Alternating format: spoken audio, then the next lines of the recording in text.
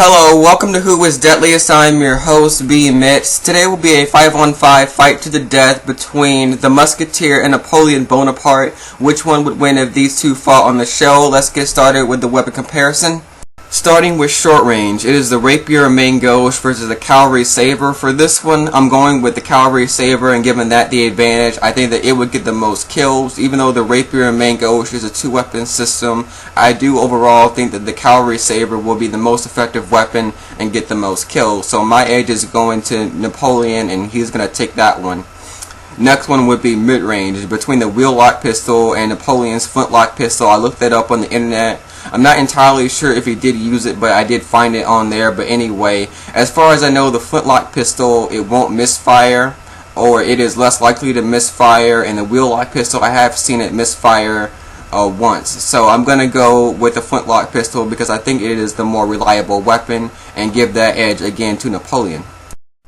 Next up is long range, between the flintlock musket and the 1777 Charleville musket. For this one, I wasn't entirely sure who to give the edge to. They both are pretty good muskets from what I've seen, so I basically had to guess. And the fact that the flintlock musket, I think, is a bit more accurate, as well as you can attach that knife-like thing to the end of it, I'm going to have to give the edge to the flintlock musket and give that the slight advantage based on that.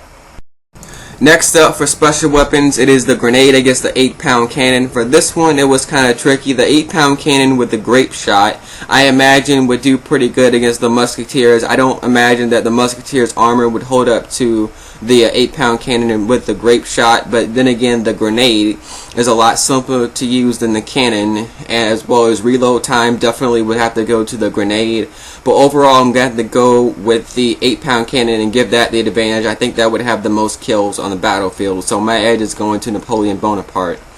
And last but not least would be armor, as the Musketeers are wearing a steel breastplate, and as far as I know, I'm not entirely sure if Napoleon actually wore any armor at all, but from the way they made it seem on the show, he doesn't wear any armor, so this one would definitely have to go to the Musketeer and giving them the advantage.